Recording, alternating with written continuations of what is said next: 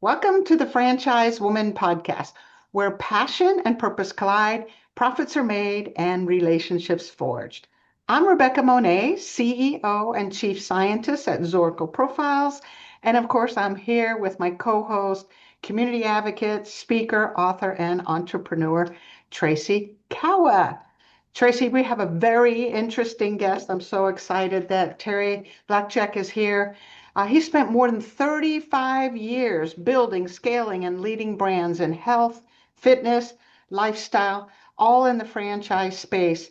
As one of the original partners of Orangetheory Fitness, he helped design the brand's pre-sale process and played a pivotal role in growing Austin Fitness Group into one of the largest franchise organizations in the system, operating over 130 studios and employing more than 1,200 people. Today, Terry brings that same growth driven mindset to Franvest Capital Partners, where he invests in and accelerates emerging franchise concepts, including the dog stop.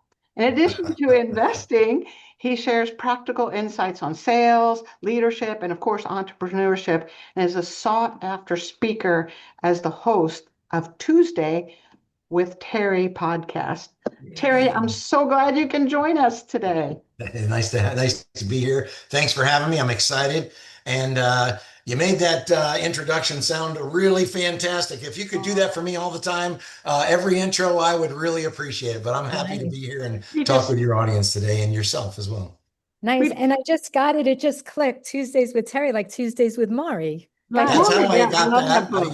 I read that book, and when It's this a- goes back a long time, but we didn't have Zooms and we didn't have Teams and we didn't have all those pieces and parts. And I started to scale a business here in Florida called Lifestyle Family Fitness, and we would do group calls. And we would have these call-in numbers, and everybody would call in. And I just to get Mhm. consistency and cadence, I did it every Tuesday, and that's where Tuesday with Terry started. And then, of course, that progressed to the Zooms and the Teams, and then the podcast. That's very interesting. So we actually want to get even further back than that. We understand you have an amazing business story. You have an amazing family story. Take us back. Put us there. Where does it Family begin? story is I'm a Mayflower descendant. I can trace my ancestry all the way back to John Alden and Priscilla Mullins through really my mom's side of the family, the Ross side. You've heard that Ross name, First American Philanthropy Ross, all that stuff. But yeah, Betsy Ross. Uh, um, Wow. and through the John Alden, Priscilla Mullins that came over on the Mayflower. I went to a small Southwestern Michigan school, a Christian school called Andrews University. From there, I did a master's up at Central Michigan in exercise science. And I was a school teacher going to my master's part time. And I heard I was making $18,000 a year. I heard if you move to New York City, run one of the big fitness wellness programs for those companies, you could make $40,000. Oh, And so here we go, man. New York City, here I come. And I got my first job at the World Trade Center, and right between the two towers was a Marriott hotel. The top two floors was called Executive Fitness. Our claim to fame there was we offered all the people that worked in the towers their exercise clothing, shirt, shorts, socks. We would launder that and put it back in their locker, and that was for Oh, men and for women. that's a And good you got to idea. remember, this is back in the 80s, a wow. long time ago. If you were 35 years of age in the fitness arena, or you were 35 years of age and you wanted to join a health club, you would, and you were had one of the six major risk factors. We wouldn't let you join the health club unless you actually had a full 12 lead EKG, did a blood profile, etc., until we found out that you were really physically capable of exercise. You gotta remember, women didn't really run marathons. The very No. first marathon was in 1984 at the LA Olympics.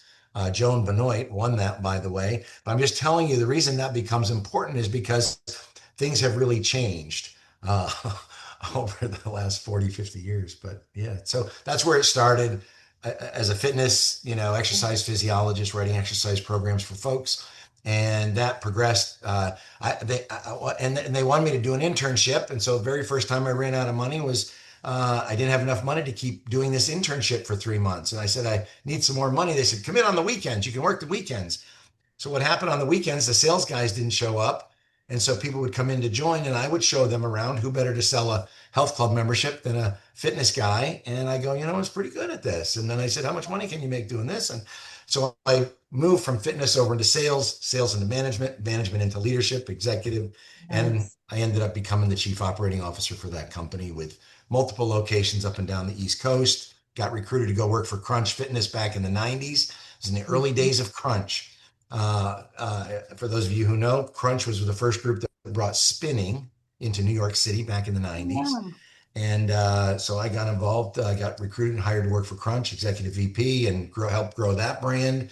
Got to remember, we sold that in 2001, I believe, to Bally's Total Fitness.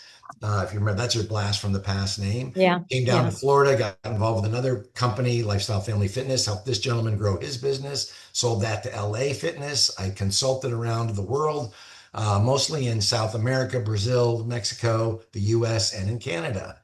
While I was doing that, I happened to meet a woman. Her name was Ellen Latham. She had a place called Ellen's, a studio with Pilates, spinning, and she just created something called Ellen's Ultimate Workout. Yeah. And I did the class and I said, Ellen, we should talk about a brand. She said, I'm working with a couple guys from Massage Envy, Dave Long and Jerome Kern. They invited me in and said, Terry, we want to bring you in and help us put our sales and marketing piece together. They offered me an opportunity and I took it. And we sat around a table and said, if we could get 50 or 100 of these things open, we'd be pretty excited. Today, if you don't know the story behind Orangetheory, there's 1,500 locations. Started in Davie, Florida, with Ellen in the first studio in Fort Lauderdale.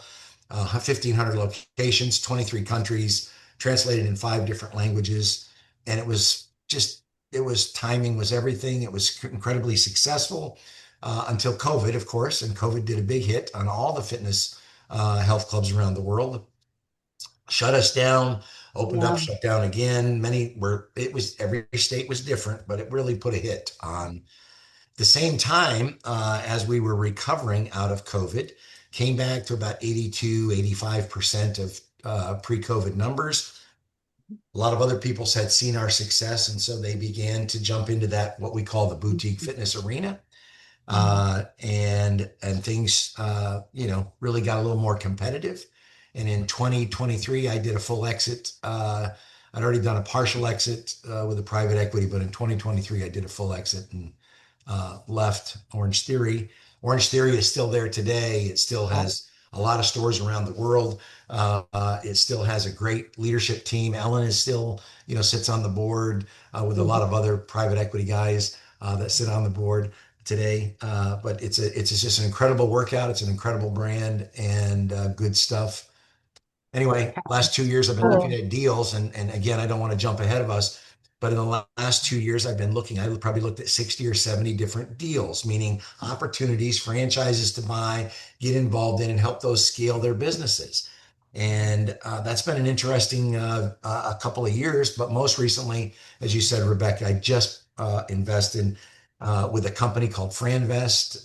They have, you can look them up, Franvest. They're out of Canada, Edmonton, Canada, actually, but they do investments here and in the US and in Canada. But I partnered up with them and invested in something called the Dog Stop. The Dog Stop offers grooming, boarding, and daycare.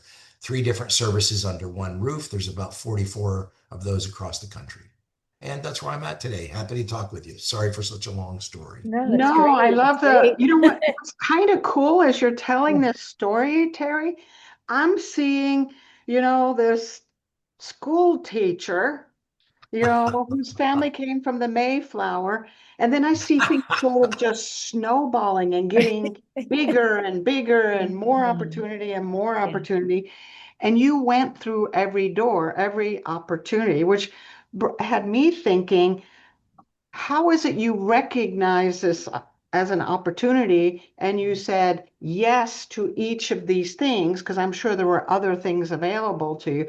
How did you know to say yes to this? Do you have like a sixth sense about you that says this could go places? I'll speak to Orange Theory because I was in the big box world. So the big box world, if that's the crunches of the world, it's the LA fitnesses of the world, it's the 24-hour fitnesses of the world, big box, you go in, a lot of equipment, you work out. So boutique at the time, you got to remember this was 2009. Boutique Mhm. at the time was really CrossFit, had some boutique stores, and some Pilates and yoga. Yoga's been That's right. around. Joe Pilates been around for a long time, but that was really it. And so I had gone out to California and I had seen something called LA Boxing, and Hmm. they had created another offshoot. Somebody bought some of those and created something called Lava. You got to remember, this is back, I remember. a while ago. Um, but I saw this and I walked into this gym and there was nobody there. And I said, well, definitely don't want to do this. But they had a room for TRX and they had a room for Pilates and they had a room for yoga. And they had this, it looked like a big gymnasium floor and they had a UFC octagon in the back. But I said, nobody's here. I said, I don't, this isn't working. You don't have any people here. He said, just wait. And this was probably around 4 o'clock and probably close to 5:30. The place started filling up with all these small little rooms of people working out with their own special, kind of expertise. And the gymnasium floor that I saw, or the basketball court, ended up being this, functional training area where people were jumping rope and shadow boxing and medicine balls and all these other kinds of things. And I said, wow, that was really interesting. And then just a few months later, literally a couple months later, I was in Miami, Florida, and I went to visit Ellen. Somebody told me about her space, and she had the 3 rooms with this ultimate workout. And I go, again, do I have a six? I don't know. But what I said to myself was, I wonder, is this where things are going? And so, Yeah. if again, to your audience and to yourselves, how do you identify what the right place to be at the right time Yeah. is? If you're thinking about how things always used to be, then you're working out of the past. I say this all the time, a lot of times, and this is for me personally. My success is many times my Achilles because I have a perception in my head about what has worked for me over the last 5 years, over the last 10 years. And the reality is life has changed. I'll tell you, life out of COVID changed. Post Whew. COVID businesses and retail businesses changed. So don't always count on where you've been. Take a look at, it's like a story, right? Past, present, and future. Be aware of what's happened in the past. Take a look at what things are currently happening. And then how can Mhm. you position that, to be something that people could wrap their heads around and move to the future. Yeah, isn't there a book like that? Like what got you here won't get you there? Something like that, or Yeah. a There saying is, or a yeah. book or Yeah, there right? is. Yeah. That's Yeah. you know what, anytime, you talk to a lot and just, again, you talk to a lot of marketing, that's their line. Marketing people and marketing agencies, they always come in to go, hey, what got you here won't get you there. And because the reason is because they want you to make a change. I'm Yeah. personally famous, and I say famous in the groups that listen to me, companies. I have a philosophy or a saying. It says, if you want to change some things in your life, you're going to have to change some things in your life. And Yeah. so what happens is we all want change. We want to live a better life. We want to live a better quality of life, or we want to have a better business. But you can't keep doing the things the same thing the way you're doing in order for things to change and get better. You got to make some changes. That's we want to change some things in sales, change some things in sales, change some things in marketing, etc. So Okay. I have to know something. So it just sounds like a dream, like everything, like as Rebecca said, was, snowballing uphill. But we all know that's impossible, right? We live in the real world. I want to know, Terry, like what is a challenge that you had that you were like, oh no, what are we going to do? How am I going to handle this? yeah, well, your podcast is only 45 minutes, so or whatever it is, I don't have time for all that. But listen, I think if I were to go back and repeat Rebecca's story of my life, she's creating what I call a highlight reel, this highlight reel A that sizzle says reel. these are the highlights of Terry's life. And oh my goodness, isn't that fantastic? We spend a lot of our time in social media today. I do it, other people do it. I watch, people scroll through their cell phone and look at Instagram or Facebook or TikTok and they go, oh my gosh, look at this, look at where they're traveling, look at his life, look at how great shape she is in or he's in. And all the and the reality of that is that's just the highlights. Right. And nobody really talks about the adversity. Nobody talks about the struggle. Nobody talks about, for me personally, my own personal story is, you know, I told you, when I was in New York, I ran out of money. I personally knocked on the president's door and said, I don't have any more cash to come into New York. I was out of a job. I was sleeping on my in-law's couch. with the family. I didn't even at that time, $8, $10 to get through the tunnels in New York. It cost $35 a day. You buy a slice of pizza and a Coke for lunch, and then you do it all backwards. I go, who? And I didn't have any. I was nothing. I mean, literally, that was nothing. So run out of money. But my point is, nothing. What do they say? Nothing ventured, nothing gained. Yeah. Hmm. I'm willing, and some people that know me well would tell you I'm a bit of a risk taker. But Mm. you know what? At the end of the day, in many ways, I wish I had started out on my own sooner than working for a lot of big companies. But the reality was, I didn't know all the things that I know to start on my own unless I had worked for the bigger companies and seen it in action. Uh, Nobody talks about my divorces. Nobody talks about my running out of money. I mean, I was down to my last couple $1,000s, even in Orange Theory, by the way. Hmm. This is late. I know I didn't start Orange. People go, well, you must have started really young. No, I didn't start Orange Theory until I was 48. Mm. Wow.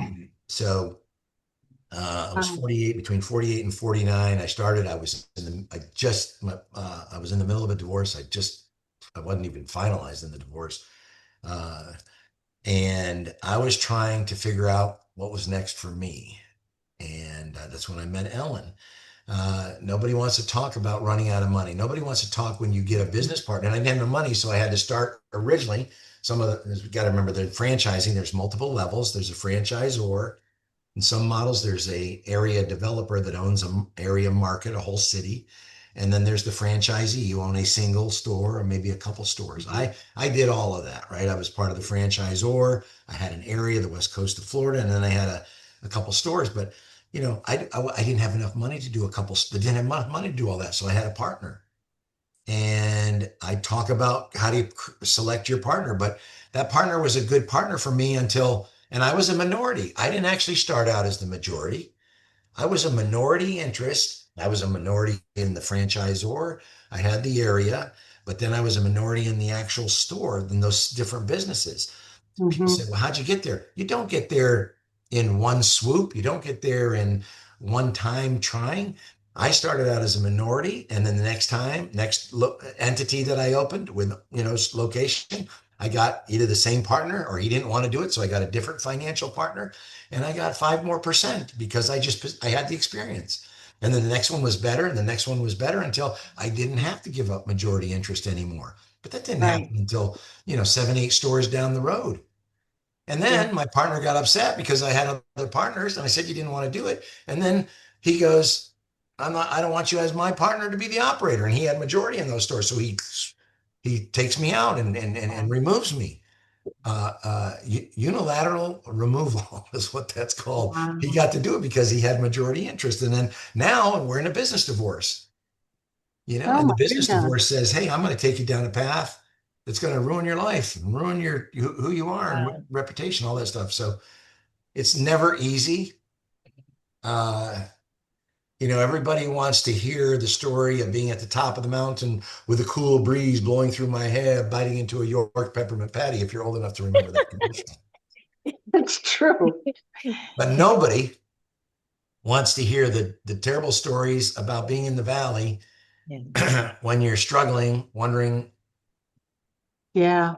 who you It's so are, true. where you are, who your partners are, and how the hell you're going to make it work. Nobody talks too much about that.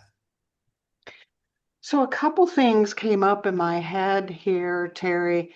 One, your personal story about a divorce from your wife and then a divorce from your business partner brought up a lot of emotion for me because I went through similar situation. And I have great empathy for that, but somehow you got through it. The second picture that came up was that you we build our muscle, we build our grit, we learn from those difficult times, right? And it's kind of like resistant training, right? Where you build a muscle when there's resistance, when there's difficulty, when there's obstacles, when things aren't going your way. So I guess I have a question about mindset about that. Can you tell us what mindset had to shift or what belief had to shift that allowed you to get through those very difficult situations back to back? Yep. And I wish I knew how I came up with this, but I can't. I call this my circle of life, but it's really not a circle of life. But what I do is this is how it happened. And it started with my divorce, and then I went back and did this again, and I do this on a regular basis. I took a piece of paper and I drew a circle, and then I cut that piece of paper up into like all the pies, right? And in each of Mhm. those pies, I wrote a piece of my life, meaning uh, I didn't have a marriage at the time, so I didn't call it a marriage. I called it my companion. Mhm. I talked about my daughter. I'm a single dad. I talked about my daughter. I talked about my parents. I put my parents, my daughter, my companion. I put my health. I put my financial position. Put my career. And I filled these out with all my friends. I put all these pieces and parts into this. If it's 8, it was 12 different times. It's been different pieces of my life. Then what I would do is I would go in and I would rate those. And I did this every single week. Wow. Every week, I would Amazing. rate them on a scale of 1 to 10. Is this a 1 or is this a 10? Or where does this rate on my scale? And the truth of the matter is my family, my daughter, my friends, those were 8, 9s, and 10s. They were going well. My career, not so well, maybe. My companion, not so well. Those were 2s and 3s. And then the financials, your financial health. But you know what? There's certain things that I can control, right? Being stoic. There are certain things that I can control, and there's other things that I can't control. And in that exercise, what I found out, this is the pivot. I found out that everything in my life wasn't bad. Sorry, I get emotional about it because you're taking me back a long way. Everything in my life wasn't bad. There was a lot of things good in my life. I had good people, good family, good friends. All that being said, is when I focused on the good things, my life was better. Wow. When I focused on just the bad things, my life was worse. And I didn't try to fix the bad things. What I tried to do was improve the bad things. So if I was at a 3 or a 4 or a 5, I said to myself, what can I do this week to move that from a 4 to a 5, or from a 5 to a 6, or from a 6 to a 7? What do I have to do? So if I was looking for you don't feel like when you're going through divorce, you don't feel like seeing anybody and any of that kind of stuff. But I tried to make sure that if someone invited me out or I could put myself into social situations, I would do that. When I knew also that I felt better about myself, when I was focused on improving myself, and that was partly through exercise and eating well. Mhm. And I tried to stay consistent with that, of getting my exercise, my workouts in. It sounds silly and it sounds goofy, but I'm No. telling you, that was what worked for No. me. That may not work for everybody, but that was important to me. And in Wow. retrospect, I share that story because what I think is it gives people perspective on your life. And everything, whether you're having troubles in your business, whether you're having troubles in your health, whether you're having troubles in your finances, or you're having troubles in your family, or you feel like you might be alone for the holidays, I'm telling you something. If you sit down with me, or maybe Tracy or Rebecca, for 30 minutes, I'm telling you, you can find something that's going well. You're Yeah. just not looking for it. You need maybe sometimes some help discovering what's really going good in your life. Wow. That was a mic drop. Yeah, you said a mouthful. Terry, I've been known to cry with guests on the show. So if you start Sorry. talking, you Yeah, I got a start little emotional. crying. I Yeah. have too. Yeah, We can feel it. we can feel it in our souls. Yeah. Um, That's the passion. That's yeah, the passion. That's yeah, That's the for passion that you guys talk yeah. about. I'm I, I'm passionate about that, because it was big for me, and it can be big for anybody. Nobody wants to talk about that. They all want to hear the success stories, yeah. right? We just want to hear the highlights for And sure. I just want to share this, Rebecca. Here's what's powerful. This is one of the most powerful things. When you get through that, and you will. And when you get perspective, and you will, the ability to climb that high mountain and turn around and reach down and grab somebody's hand and pull them up Hmm. is incredibly fulfilling for me personally, and it will be Yeah. for you as well. And you've all experienced that. I know you have. So that's So powerful. it is powerful. And it really, the word perspective kind of really is what it was. You took an inventory of your current life and actually put numbers to it to give a perspective of what I'm looking for is a 10, I have a 2. And you didn't push yourself to fix it all overnight. You said, what do I need to go do to get from a 2 to a 3? Kind of thing. So that was attainable, that was realistic, and that there's something you had control over. But it seems almost as if you got your energy by first appreciating what you had and being grateful for what you had, the friendships, people that believed in you. That seems to be what gave you enough energy to keep going that next day, that next day. Would you agree with that? Absolutely. I mean, those three things, so that perspective wheel that I talked about, getting my exercise in was big. I did some meditation as well, tried to calm, because what happens is your mind runs away with itself, right? When things aren't going well.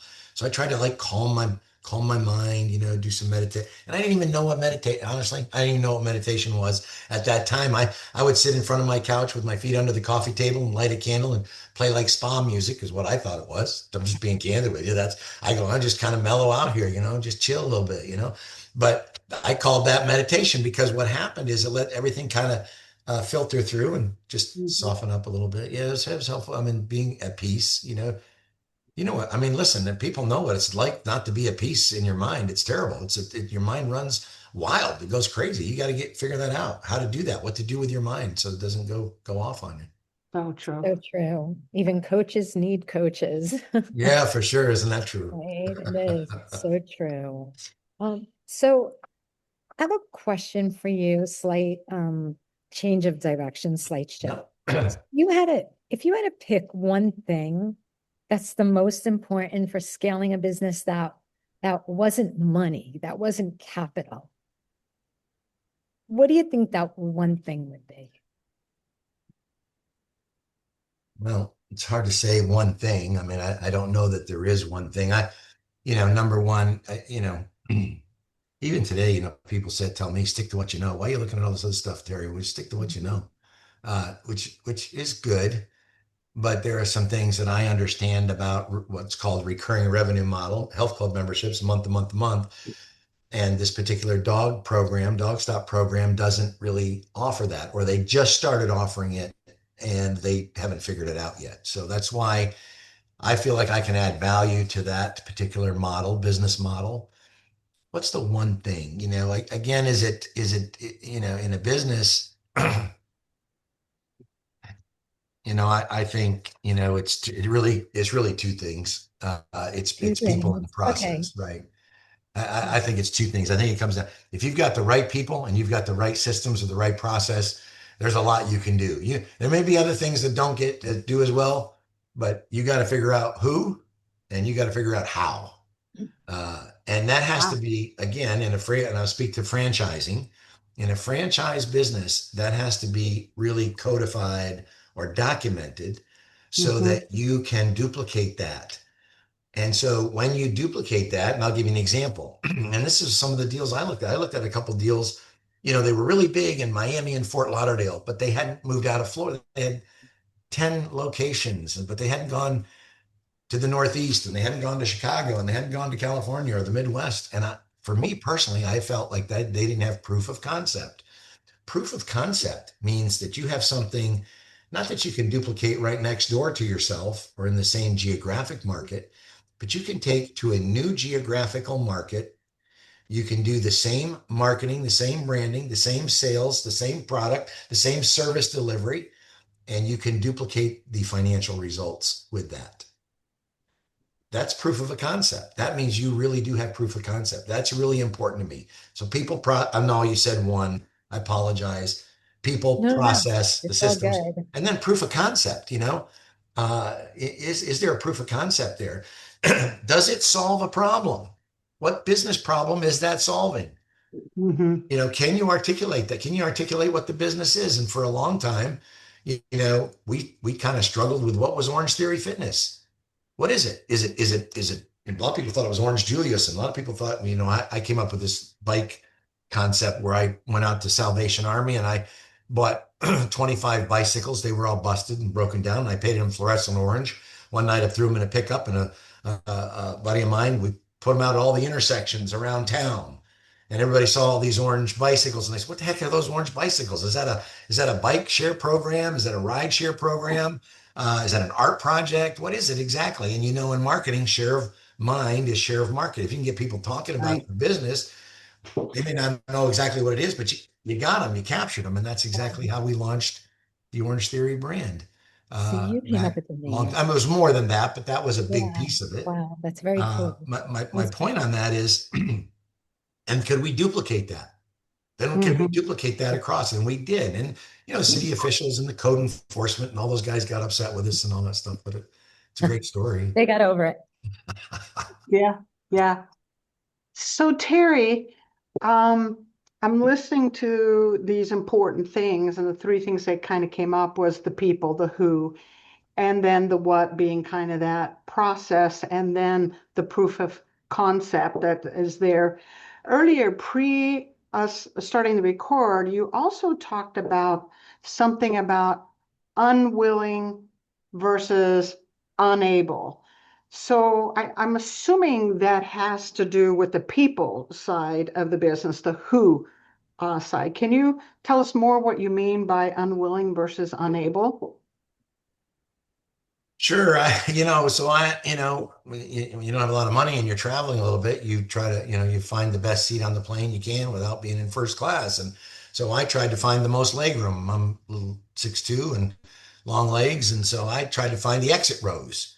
And so when I sit in an exit row, the flight attendant comes by and they tell me all the pieces and parts and how to get out. And this is this, and then, and they need a verbal yes. And if you are unwilling or unable, they'll be happy to reseat you.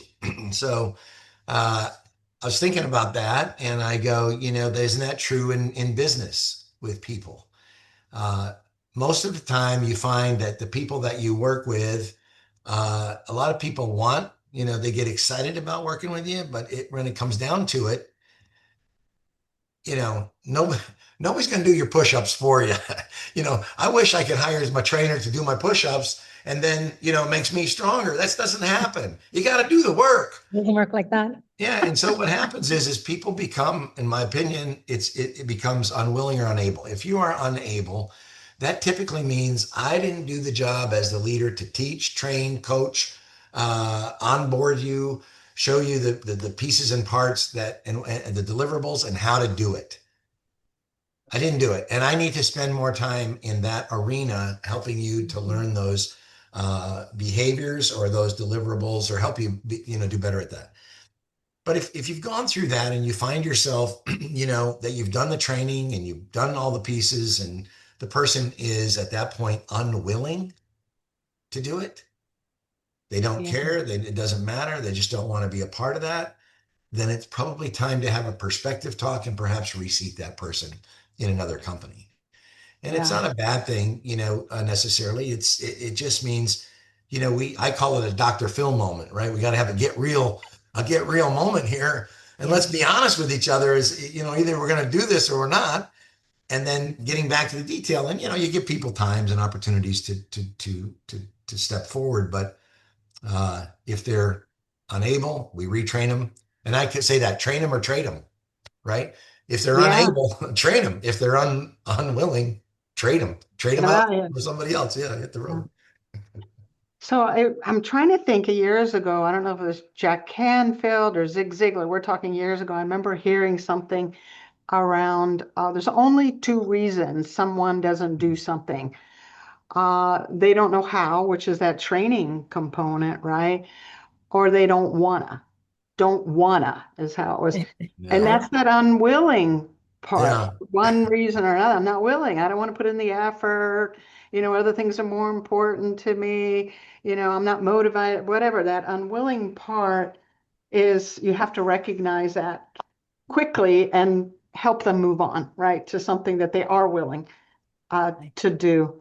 We only have a few more minutes, but I do want to talk about the investor part of you, Terry. You kind of hit on it where all these ups and downs you went to, now it gives you joy and it's fulfilling for you to reach down to others and help them through those difficult periods, including some of the valleys that you're talking about. So, as an investor, what are some misunderstandings or red flags that you can see in a franchise concept that you recognize quickly, but maybe a franchisor that's in that situation doesn't see it as a red flag or misunderstands it?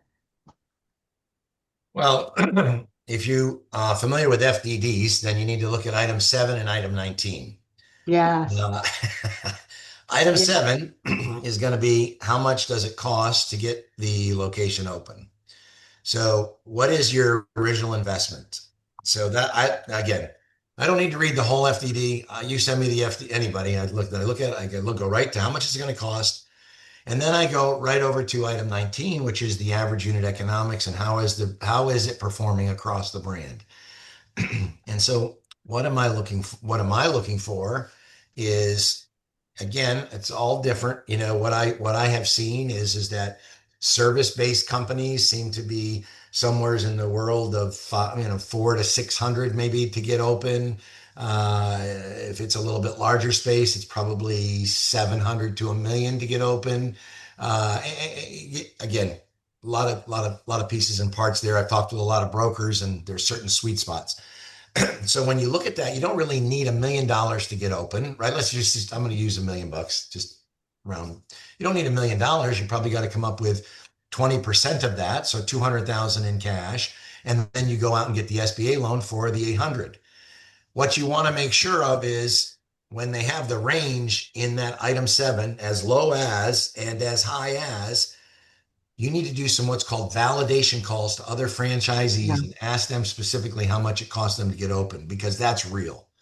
What's on that paper? You go, well, I can probably get into it for the lower side. And the reality is you probably won't be able to do that.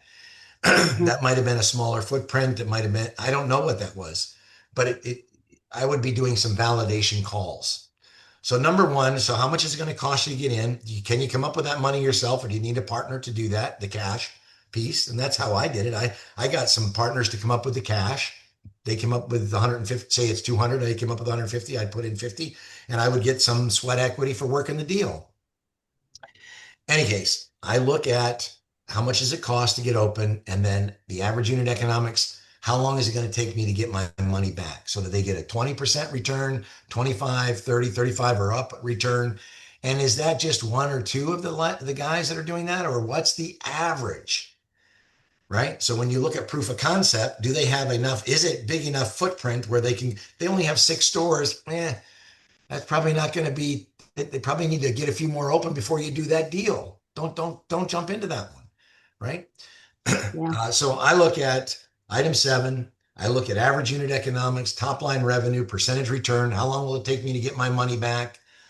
Uh, I take a look at the franchisor. Does it have a team and experts within that Yeah. business that can support you and teach you and show you how to do it? And that's why you do franchising. You do it because you're looking at a support team at the franchisor. Are they reinvesting and helping people to become successful? Mhm. How many stores have they opened? How many have they closed?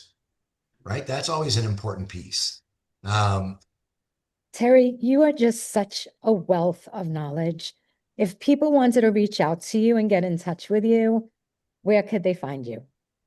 TuesdayWithTerry.com. You can go to my, For sure, I'm out Tuesday there. with I'm on Terry. Facebook, social media, all the social media spots. You can find me. It's a website that says you can email me there. You can find me on LinkedIn, Terry Blachek on LinkedIn. Uh, but listen, I'm always happy to talk to people. What ends up happening is a lot of people want to talk, and unfortunately, my time doesn't allow me. I Yeah. do have businesses and I do have other matters that I'm doing. But initially, I'm happy to share and happy to anything that I can do. I'm always out there. Yeah, and you shared a lot today. Thank you. Yeah. Thank you for your wisdom and your advice, both at the franchisee level as well as the franchisor uh, level. I gotta tell you, as I'm listening to you, I wish we could go on another 2 hours Yeah. because I think there's a book in you. Yes. I think there's a book in you that needs to come out when you find the time to write it, that you can provide for franchisors and possibly even franchisees on how to scale, how to replicate, how to deal with perception issues and mindset issues and confidence issue and what to do through that valley and the what versus the why kind of questions. I think there's a book in you specific to the world of franchising and growing businesses. So I look forward to seeing that someday. In the meantime, we've really kept you way too long. And Tracy, I understand you're getting kicked out of the I'm getting club. kicked out of this room. I'm like, what? They're It's two kicking you o'clock in out the of the room. afternoon. Like, what? What's up with that? We did kind of start late, so sorry about that, Tracy. So again, thank you, Terry, for uh, taking the time. Really, really appreciate you. You've been inspirational to me for sure. There's 2 times I kind of choked up because I can relate to your story. Tracy, to your final words, hon. Yeah, thank you, Rebecca. So I had to like ask a more practical question because Terry, a lot of what you were saying was hitting so close to home for me. I probably would have started crying. So this is very personal for me because I do find myself in a life about to go into a life transition. Now, right? Like starting today, practically. And I find that I am going to be alone for the holidays. And I love what you said about staring into the flame. Because me staring into the flame, and this is what I've gotten from today's conversation with you, like I'm literally going to finish that third book. I'm literally going to take this time. I started working out again. I'm literally going to take this time to delve into myself because you've inspired me so much between that pie and between evaluating, giving a number on everything in your life. And, if we had more time, I would have asked you, like, what happens when you give one area a 10 and all of a sudden the bottom falls out in another area that you weren't expecting? That's going to be on our next podcast. Please remember that question. But meanwhile, thank you for your words because I'm going to apply them. It really became personal. Thank you. Thank you so much, both of you. I appreciate the time. Never give up on yourself. Believe in yourself. There's nobody out there exactly like you. And never give up on your dreams, man. Just one way or another, keep connected to people that believe in you, and it'll work out. I promise you. Great. Something will get better. Yep. And be grateful. Be grateful, Yep. Rebecca. Grateful. Thank you so much. Appreciate Thank both you, of you. guys. And thank you to our audience today. Make sure to like, comment, share, subscribe Terry's interview. And of course, we'll see you next week on another episode of the Franchise Woman podcast, where passion and purpose collide, profits are made, and relationships forged.